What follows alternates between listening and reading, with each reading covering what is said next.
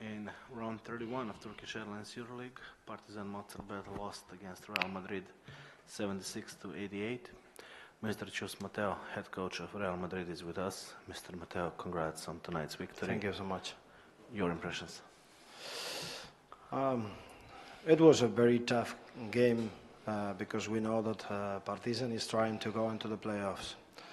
And they are going to fight until the end for sure, and we need to make a very good performance today. We were able to turn over the ball only 4 times, and this was good. This was one of the key points. I don't know if you had to translate at the same time. No. 4 turnovers during all the game, and 3 of them were in the last quarter.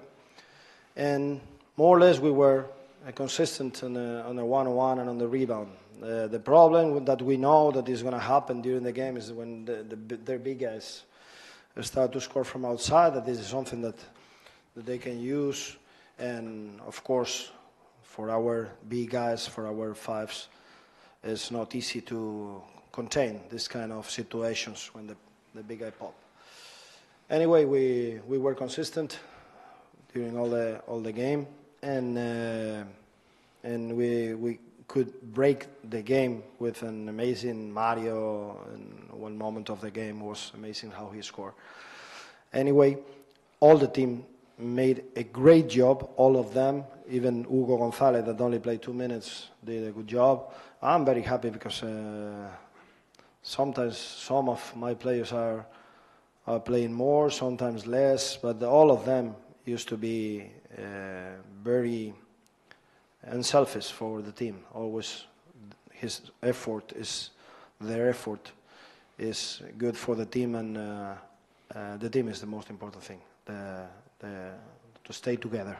And this is something that make me to feel proud of them. Thank you, Coach. If you have questions for Mr. Mateo, please go ahead. Just introduce yourself. Hello, Coach. Konstantin Mlađenović, Gradski Info. Last season in the series, Partizan had much success with the Smailagić pick and pop. Today, in that role was Frank Kaminski. They had success running that play.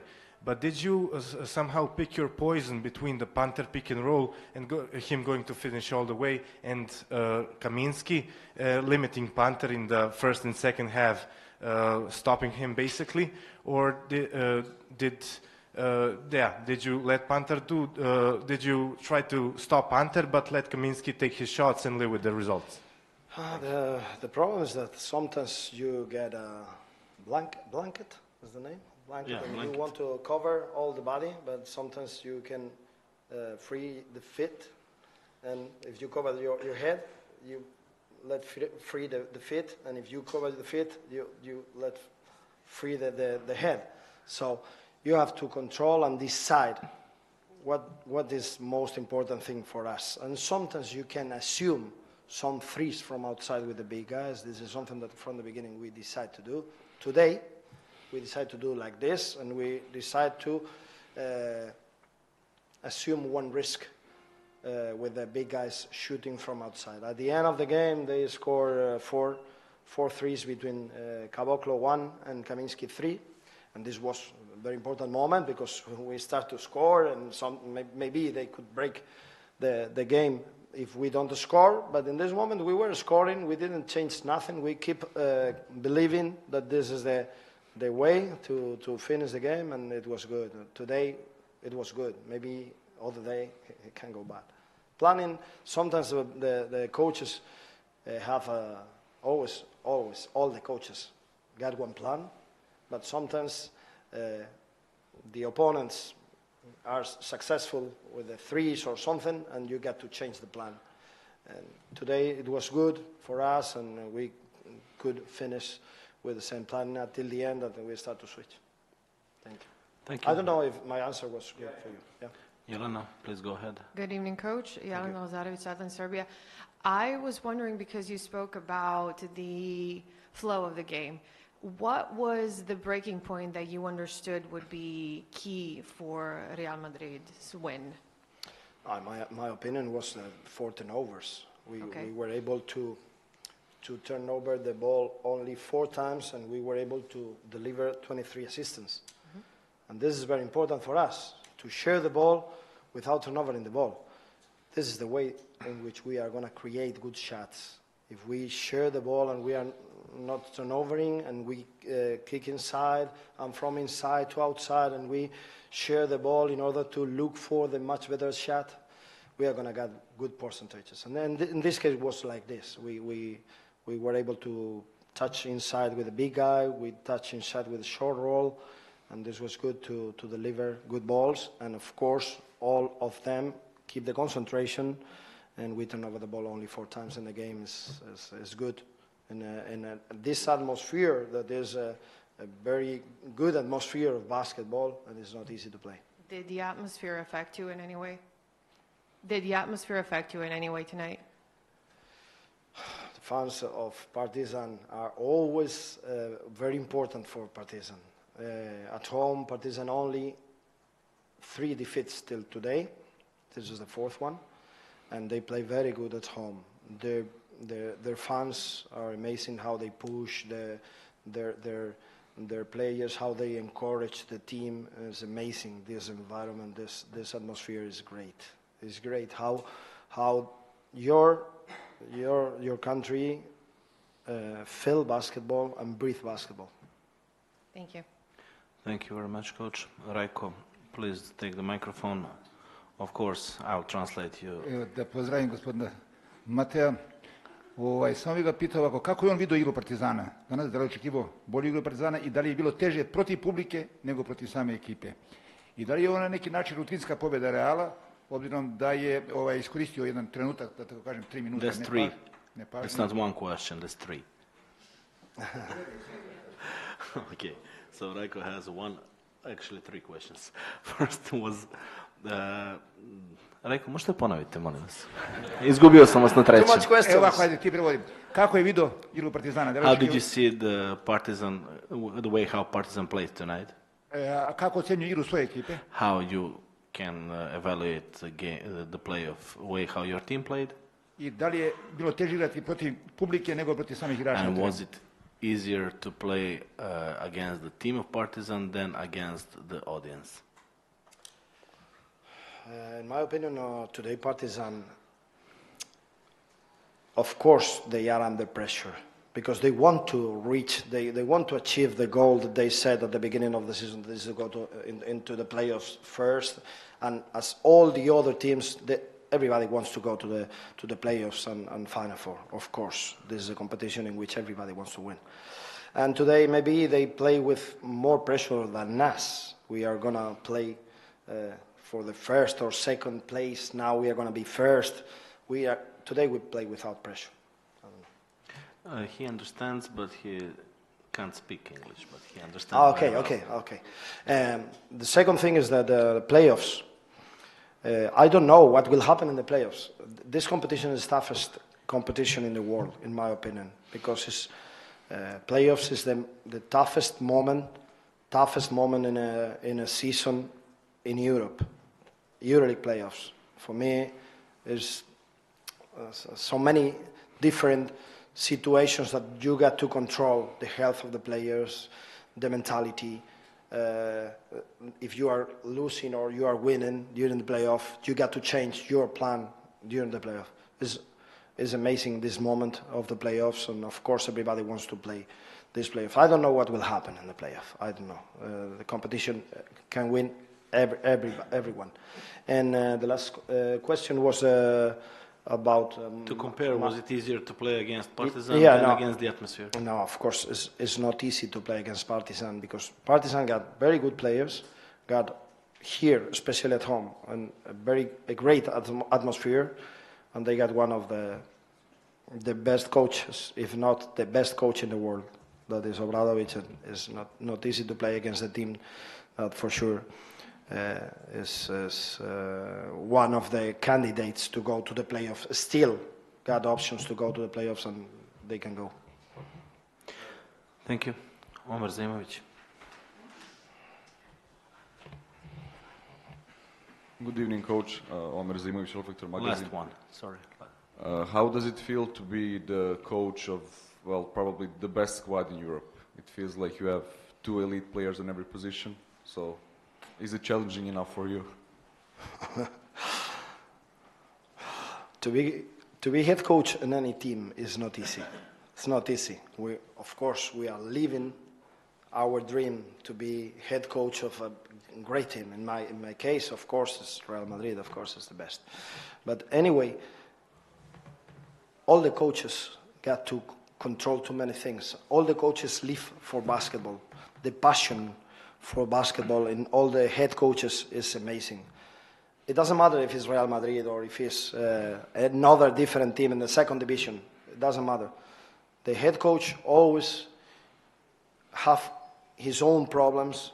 When he goes to home, start to think about how to solve this, how to solve the other thing.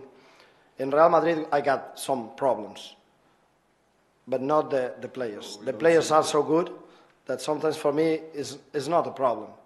There are some other problems.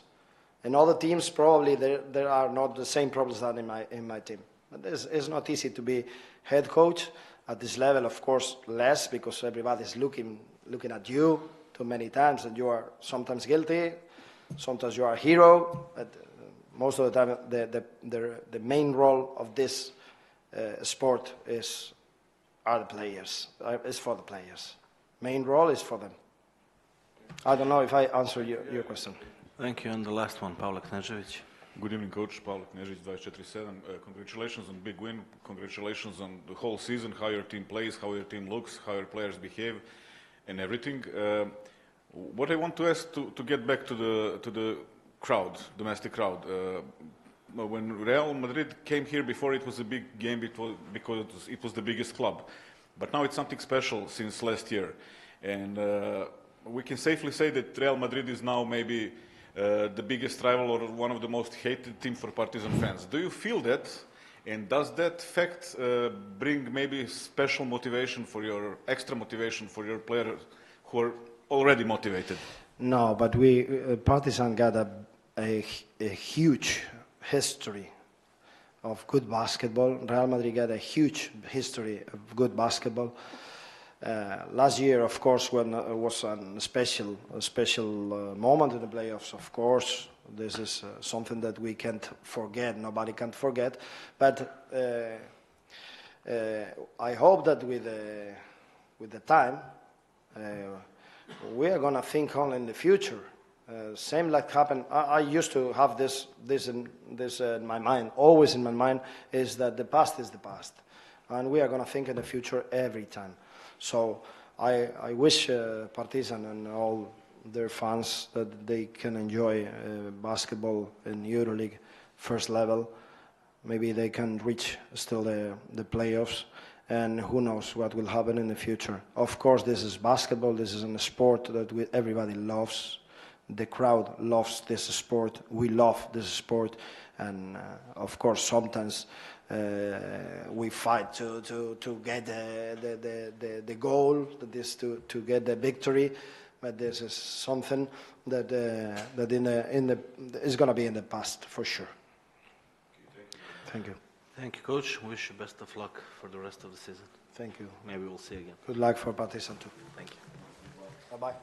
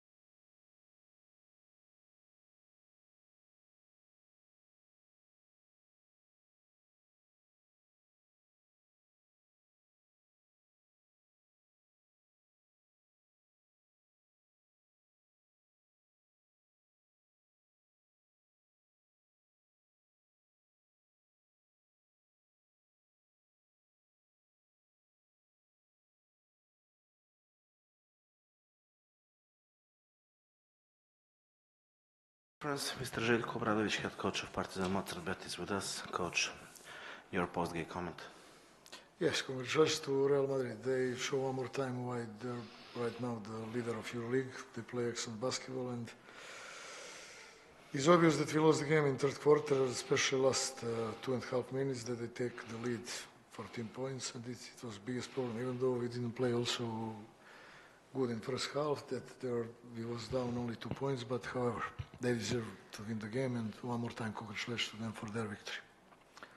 Thank you very much. If you have questions in English, you can ask now. If not, we can continue in Serbian. Pitanje na srpskom. Ko želi? Rajko i Rada, derbi. Rada, prva dama, imaju prednost, potom Rajko. Dobar večer, Rada Nikolić, Sport klub. Željko, zašto je Partizan igrao toliko u Grču pred svojom publikom?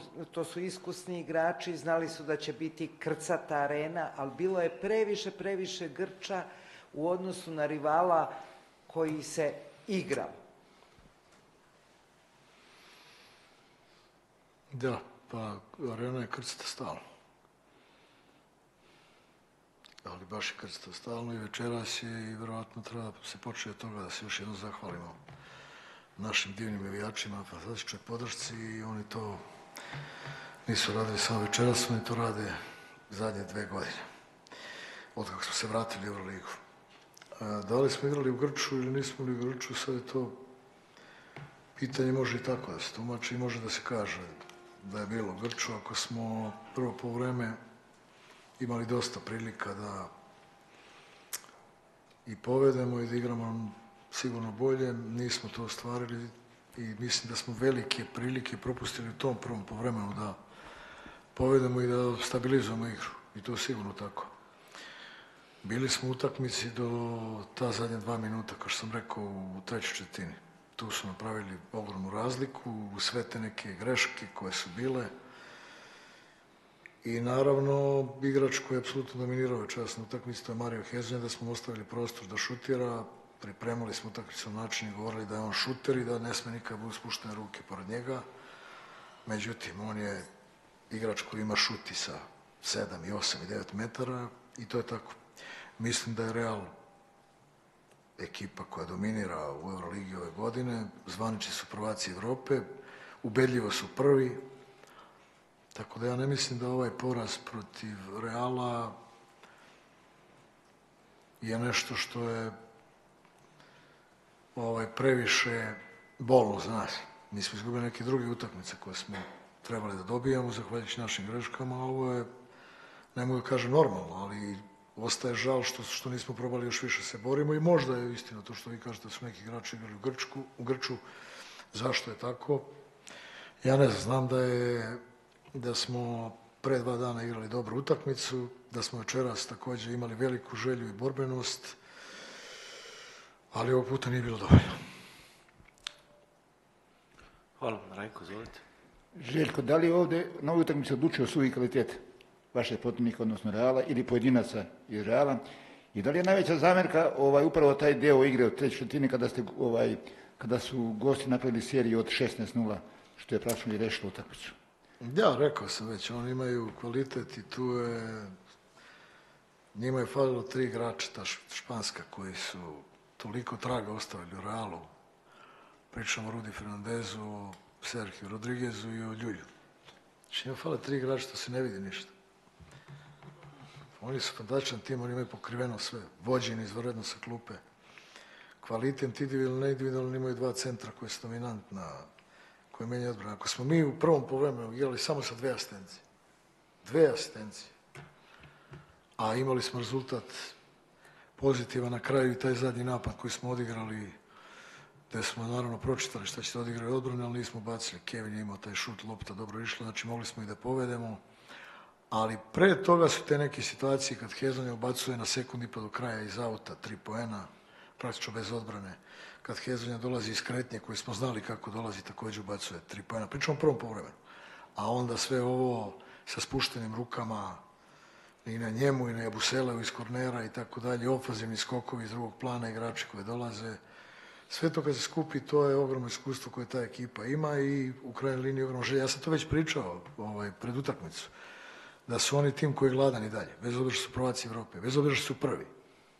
Uči se od najboljih. Mi treba da učimo od njih.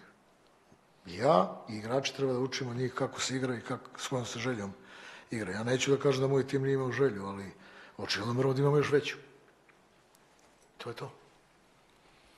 Moram da vas pitam ovo, da li se kroz više ovih utakmica nameće pitanje da je Partizanu potreban jedan pravi playmaker i da bi ova ekipa vredila mnogo više i dala i bolje rezultate da ste imali takoga tokom cijele sezone? Ovo je tim koji imamo i taj tim će igrati do kraja i boriti se do kraja. Imamo igrače koji pokrivaju tu poziciju.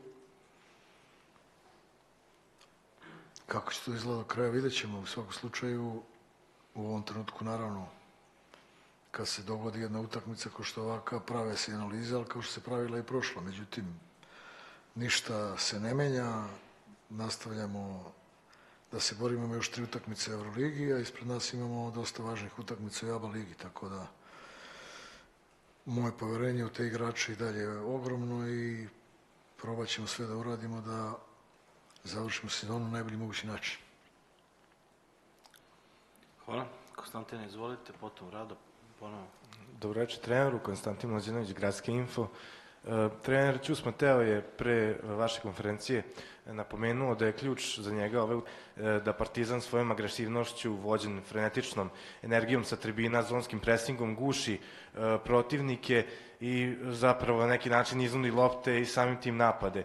Večeras nismo videli toliku agresivnost vaše ekipe i taj zonski presing, pa me zanima čisto zašto ste se opredelili za takav vid odbrane ovog puta i da li je mogli igrači malo da budu agresivniji na lopti kako bi poremetili koncept u planu Real Madrida. Da, hvala na pitanju. 33-31. Je završeno prvo po vremenu. Je to veliki broj poena? Kakve veze, šta onda pričam? Da li ste igrali zonski predsjednik i sve nešto drugo? Oni su nama dali 33 poena. Real Madrid, koji je dominantan tim u Euroligi, koji sve. Da li smo mi izabrali ovo ili ono, kakve to ima veze? Mi smo izabrali da igramo odbranu i ta odbrana nam je dala rezultat, ali ja opet ponavljam, 2 situacije, gde se igrač diže lako i daje lak koš. Sve što je ubacio Real Madrid na početku utakmice su bili iz kontranapada i slobodno bacanje. Neko plod igre. Sve, naših grešaka u napadu i onda toga. I okej, mi imamo to u našoj taktici da probamo da odigramo i zonski presing i tako dalje. Ne možete vi da igrate na isti način utakmicu za utakmicu. To je nemoguće, zato što se pravi skaut. Zašto iznenadiš nekad protivnika, a onda kad igraš protiv prvaka Evrope, onda treba da razmišljaš malo, pa čekaj, tamo postoji neki Campazzo koji kad se udvoji. Kako je Hezonja dodao zadnju loptu onda kad je udvojen kod naše klupe? Kako je naše igrače u ćošku? Najlakše na svetu. Znači, tako da otići, udvojiti, dati im šansu da naprave višak igrača, to nije baš uvek najlakše. Mi smo probali u tom jednom trenutku pred kraju utakmice da ih udvajamo, posle toga se vraćali to odbrane koje smo... Ima jedan detalj sad, kad već pričamo o tome, aj sad da se bavimo. Oni dobijaju utakmicu, tako? Gotove utakmice. Njihov igrač ide da koš. To ono ja čemu pričamo. On ide da koš, on neće stane da ne poentira. To je filozofija. To su uzeli igrači iz Amerike, zadnji napad, svi kao uzmu loptu, stane, neće da poentira, igraj, bato. Od prvog do zadnje sekunde igra daš koš ili da ne primiš koš. To je ono što ja učim igrača. I to je ovaj tim radi, Reala, tako kako radi.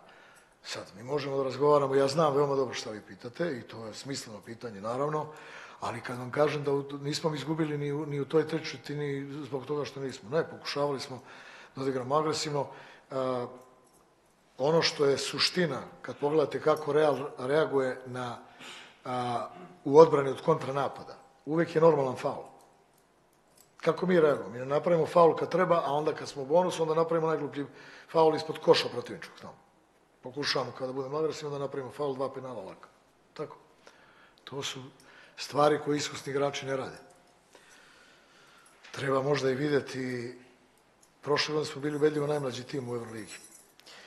Ove godine sad bi trebalo i to da se analizira, da se pogleda, verovatno smo nešto stariji, ali kad se uzme ko je koliko od igrača igra u Euroligu, sad uzmemo da uporedimo koliko imaju ovi igrači Real Madrida, koliko ima naši, pa onda ćemo vjerojatno dobiti i odgovore na ova pitanja zašto faul nije u bonusu, a zašto faul jeste kad smo u bonusu. Eto. Molim. Hvala. Rado, izvolite. Kad vam se vraća Ledej, Željko? Ne znam. Pa ne znam, zato što ja sam to rekao, ja kad sam razgovarao posle utakmice s FNP-om, pričao sam isključivo o toj njegovoj tragediji porodičnoj i ja nisam teo nijednog trenutka ni da ga pitam, niti da na bilo koju drugu temu razgovaram s njim. To je nešto što je ljudski, što je njegov život i to je u ovom trenutku vjerojatno za njega najbolnije i najvažnije. Ne znam kad je sahrana, pitao sam, vjerojatno će ljudi iz kluba zvati i imat ćemo odgovor, vjerojatno sutra ili prekosutra. Ono što sam ja čuo tad, da je njemu otac bio vojno lice i da se sahranjuje po tim pravilima kako se već sahranjuju ljudi iz američke vojske. Tako da, eto, to zaista ne znam. Hvala. Da li imate još neko pitanje? Koliko je to sve? Hvala. Hvala, prijetno večer.